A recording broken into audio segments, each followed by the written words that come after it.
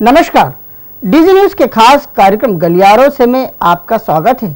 मैं हूं बालकृष्ण मुले और आइए सबसे पहले बात करते हैं अपने किए पर दुखी लालवानी की। बीजेपी नगर अध्यक्ष शंकर लालवानी इन दिनों अपने ही लिए एक निर्णय से परेशान है।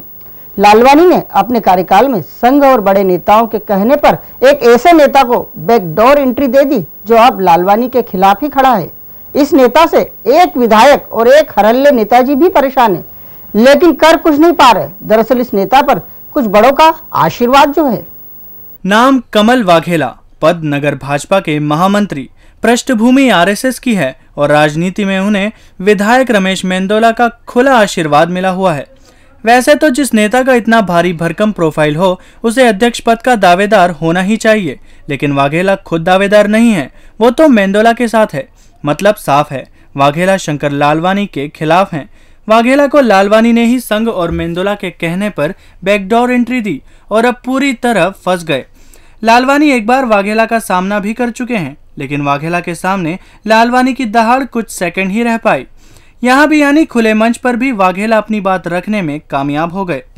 वाघेला ने लालवानी के सामने तेज स्वर में अपने सारे समीकरण स्पष्ट कर दिए। अब ऐसे में लालवानी को वो दिन याद आ रहा है जब उन्होंने इस नेता को बैकडोर एंट्री दी थी और वही उनके सामने विरोधी बन गया है। वाघेला की सक्रियता से दुखी नेताओं में लालवानी अकेले नहीं है। वाघेला नगर में सक्रिय हैं, विधानसभा क्षेत्र क्रमांक 1 में सक्रिय हैं, 2 में सक्रिय हैं और 3 में भी पूरा समय दे रहे हैं। वाघेला की सक्रियता देख दो नेता जिसमें विधायक सुदर्शन गुप्ता और 3 नंबर के हरल्ले नेता गोपी नेमा बड़ों को शिकायत दर्ज करवा चुके हैं। हालांकि शिकायत का वाघेला पर कोई असर नहीं है। वो तो यही कहते हैं कि वो हैं तो पार्टी के महामंत्री और पूरे शहर में सक्रिय रहना उनका दायित्व है। वाघेला को लेकर इन दिनों एक विधायक को छोड़ बाकी पूरी पार्टी दुखी है। सबसे बड़े दुखी हैं वो जिन्होंने वाघेला को बैकडोर एंट्री देकर खुद के लिए एक बड़ा विरोधी तैयार कर लिया। पार्टी के गलियारों में तो ये भी चर्चा है कि वजीर की नजर भाषा की कुर्सी पर है, लेकिन वजीर है कि इस बात से इनकार कर रहा है।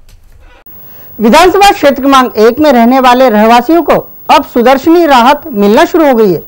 दरअसल ये राहत इसलिए दी जा रही है कि 15 दिसंबर से विधायक सुदर्शन गुप्ता मिशन 2013 का पूर्वाभ्यास करेंगे। खतरा यह है कि उस दौरान कहीं किसी गलियारे से एक नंबरी विधायक को खरी खरी न सुनने को मिल जाए। बस यही है राहत मिलने का कारण। विधायक सुदर्शन गुप्ता करीब एक पखवाड़े के बाद जनता के बीच होंगे। ऐसे में गुप्ता को आम लोगों की समस्याएं कुछ हद तक तो पहले से हल करना ही होगी, वरना मिशन 2013 के पहले का ये जनसंपर्क दुखदायी हो जाएगा। यूं भी गुप्ता के क्षेत्र में सैकड़ों की संख्या में अवैध कॉलोनियां हैं और उनमें ढेर सारी समस्याएं। गुप्ता क्षेत्र की एक एक समस्या से वाकिफ हैं, लेकिन उसे दूर करने की दिशा में उतने सफल नहीं हो पाए हैं जितना उन्हें होना चाहिए था। विधायक सुदर्शन गुप्ता उन जनप्रतिनिधियों की तरह हैं जो विधायक निधि और इंदौर नगर निगम के भरोसे विकास करने वाले रहते हैं। अब विधायक जी को अपनी घर घर जाने की सौगंध पूरी करनी है। ऐसे में कोई बाधा न हो, इसलिए इंदौर नगर निगम से पारंपरिक कार्य करने के लिए विधायक ने निगम को चिट्ठी लिख भेजी है। विधायक हैं तो उनकी चिट्ठी पर काम भी शुरू हो गया है। इसे सुदर्शनी राहत नाम दिया जा रहा है। विधायक आएंगे इसलिए गलियों में साफ सफाई के साथ बैक लाइन की सफाई और इसके अलावा स्ट्रीट लाइन को दुरुस्त भी किया जा रहा है, जिससे कोई समस्या उनके सामने मुंह खोल खड़ी न हो। 15 दिसंबर से शुरू होने वाले अपने अभियान को सफल बनाने के लिए सुदर्शन गुप्ता अब दिन रात भिड़ गए हैं। वो अपने इस एकमात्र अभियान को उसी अंदाज में पूरा करेंगे जैसे पूर्व में उन्होंने इसे अंजाम दिया था। मतलब साफ है, वो हर काम रणनीति के तहत करते हैं और वो उनकी निगाह में पूरी तरह फिट भी हैं। बाकी काम विरोधियों को करना है, वो तो अपनी लाइन हर दिन बड़ी कर ही रहे हैं। नेताओं के आव भाव सदैव कुछ कहते हैं, बस चाहिए एक ऐसा पढ़ाकू जो इन भावों को समय समय पर पढ़ और समझ सके। इन दिनों बीजेपी नेता ढेर सारे आयोजन करा रहे हैं और यही सब नेता एक जगह दिखाई भी दे रहे हैं। इन्हीं आयोजनों में विपरीत धुरी के सभी नेता शिरकत करते हैं और उनकी मुख मुद्रा देख समझने वाले समझ जाते हैं कि आखिर नेताओं में मनभेद है या फिर मतभेद। कांग्रेस पार्टी में नेताओं के मनमुटाव जैसी खबरें आना अब आम बात लगता है, लेकिन बीजेपी भी अब इस मनमुटाव नामक बीमारी के आगोश में दिखाई देती है। इस बीमारी के लक्षण कई आयोजनों में देखे गए। इस बीमारी के कारण बीजेपी में भी खिलखिलाकर या यूं कहें कि सार्वजनिक स्थान पर हंसने वालों की कमी हो गई है। यहाँ पार्टी के लिए आस्थावान कार्यकर्ता तो हैं, लेकिन नेताओं की कमी पहली ही नजर में खलती नजर आ रही है।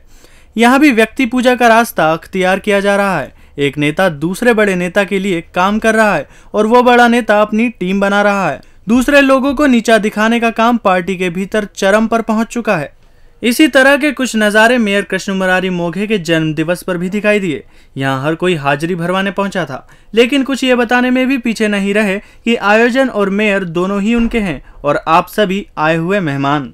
यहाँ तक तो सब कुछ ठीक था, लेकिन कहा जा रहा है कि मेयर के आयोजन में पहुंचे कुछ विधायक बड़ी देर तक खुसुर पुसुर ही करते रहे।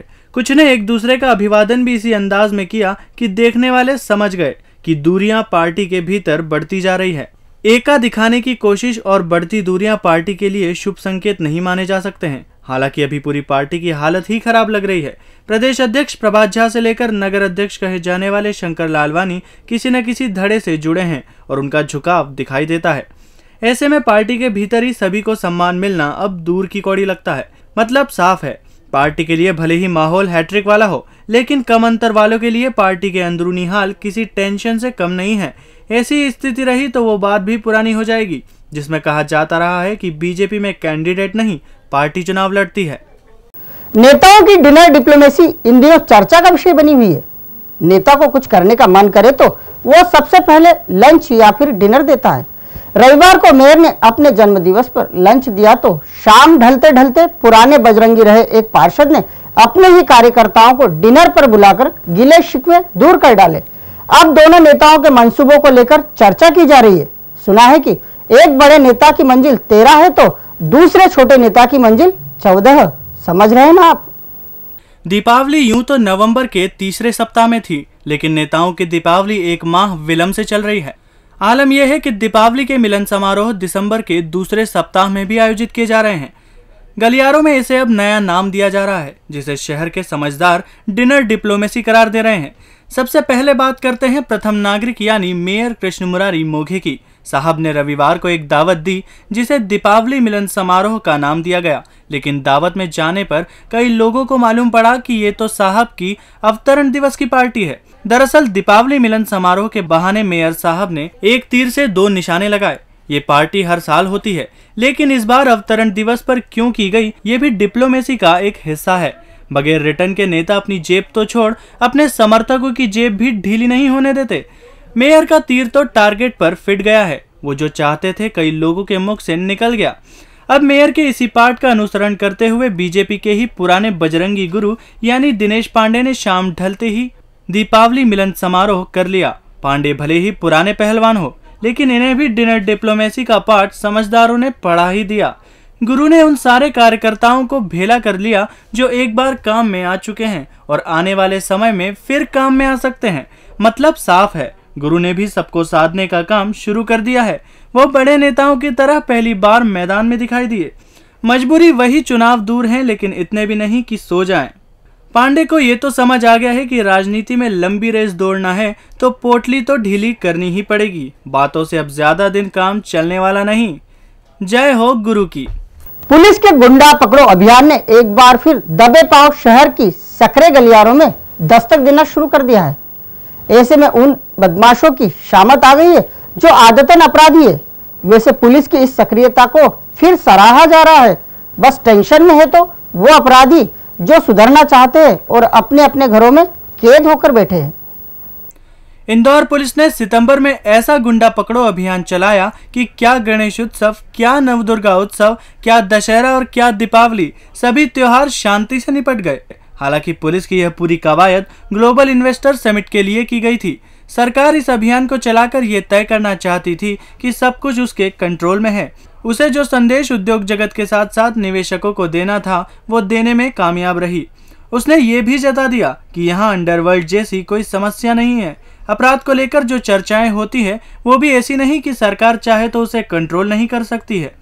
सरकार ने पुलिस को एक बार हरी झंडी देकर माहौल भांप लिया। पुलिस ने भी एक दौर खत्म कर अब दूसरे दौर की बैटिंग शुरू कर दी है। पुलिस ने पहले दौर में तकरीबन 1000 गुंडों की धरपकड़ की और सभी को जेल की हवा खिला दी। अब पुलिस ने दूसरे दौर में फिर अभियान की शुरुआत कर दी है। पुलिस अब फिर से गुंडों के द्वार दस्तक देने में जुट गई है। पुलिस के इस अभियान से आदतन अपराधियों में हड़कंप है, लेकिन सबसे ज्यादा टेंशन में वो चेहरे हैं जो अपराध की दुनिया छोड़कर अपने अपने घरों में कैद रहते हैं। वो चेहरे एक बार फिर लटके लटके नजर आ रहे हैं। पुलिस दूसरे चरण में ऐसे गुंडों पर कड़ी कार्रवाई का मन बना रही है जिन्हें पुलिस ने सितंबर अभियान के दौरान पकड़ा था और छूटने के बाद वो फिर से कुछ कर बैठे हों। ऐसे अपराधियों के खिलाफ पुलिस रासुका की कार्रवाई करेगी। हालांकि अब तक ऐसा कोई भी मामला पुलिस के सामने नहीं आया है। अभी पुलिस गिरफ्त में वो अपराधी आ रहे हैं जो घर बैठे हैं और पूरी तरह से निष्क्रिय हैं। ये बात पुलिस भी जानती है कि सक्रिय अपराधी कभी अपने घर नहीं मिलता। घर वही मिलेगा जिसने कोई ताजा अपराध नहीं किया हो। ऐसे में दूसरे चरण के गुंडा पकड़ों को लेकर सवाल उठ सकते हैं। और अंत में बात करते हैं देवी अहिल्या विश्वविद्यालय की। लागा चुनरी में दाग छुपाऊं कैसे? जी हाँ, कुछ ऐसा ही आलम इन दिनों देवी अहिल्या विश्वविद्यालय का हो रहा है। यहाँ पर रिसर्च और पढ़ाई छोड़ बाकी वो सब काम हो रहे हैं जो कि शिक्षा के मंदिर में नहीं होना चाहिए। प्रोफेसरों में आपसी खींचतान, छात्र नेताओं की अनुशासनहीनता और कार्य परिषद की बैठक पर उठते सवाल, ये सब ऐसे मुद्दे हैं जो इस विश्वविद्यालय की गरिमा को हर दिन दागदार बना रहे हैं। आखिर ये दाग कब और कैसे धुलेंगे ये तो पता नहीं, लेकिन ये एक गीत विश्वविद्यालय के गलियारों में इन दिनों खूब गूंज रहा है। लागा चुनरी में दाग छुपाऊं कैसे? देवी अहिल्या विश्वविद्यालय में इन दिनों जो कुछ भी हो रहा है वो शिक्षा के इस मंदिर की गरिमा को तार तार करने के लिए काफी है। कभी इस विश्वविद्यालय को 4 सितारा दर्जा प्राप्त था, लेकिन आज इसके सामने खुद के गिरते स्तर को संभालना ही मुश्किल हो रहा है। विश्वविद्यालय को सबसे ज्यादा दाग इसलिए भी लग रहे हैं कि यहाँ की कार्यशैली पारदर्शी न होकर कुछ पेचीदासी हो गई है। डॉक्टर डीपी सिंह को जब इस विश्वविद्यालय की कमान सौंपी गई थी तो ऐसा लग रहा था कि डॉक्टर सिंह विश्वविद्यालय को पटरी पर ले आएंगे, लेकिन वर्तमान हालातों को देखते हुए ऐसा लगता है कि वे भी असफल ही साबित हुए। कार्य परिषद की चलती बैठक में छात्र नेताओं का अचानक प्रवेश कर जाना, विभागाध्यक्षों की आपसी खींचतान और अब तो कर्मचारी भी हड़ताल पर बैठ गए हैं। आखिर ऐसे में विश्वविद्यालय सुचारू रूप से कैसे चल सकता है? अब तो विश्वविद्यालय परिसर में इस पर लगे दागों को एक फहरिस्त के रूप में बताया और सुनाया जा रहा है। हर आने वाले को यहाँ की कमियां बताई जा रही है। कहा यह जा रहा है कि वो कौन सा काम है जो यहाँ नहीं हो रहा है। विश्वविद्यालय के छात्रावासों में छात्र आत्महत्या कर रहे हैं, छात्राएं शराबखोरी जैसी गतिविधियों में लिप्त पाई जा रही है। विश्वविद्यालय के जिम्मेदार हमेशा पुलिस के साए में दिखाई दे रहे हैं। विश्वविद्यालय का दागदार चेहरा सभी के जहन में जगह बनाता जा रहा है और विश्वविद्यालय की गलियां गुनगुना रही है। लागा चुनरी में दाग छुपाऊं कैसे? डीजी न्यूज के खास कार्यक्रम गलियारों में आज इतना ही। ताजा खबरों के लिए देखते रहिए डीजी न्यूज।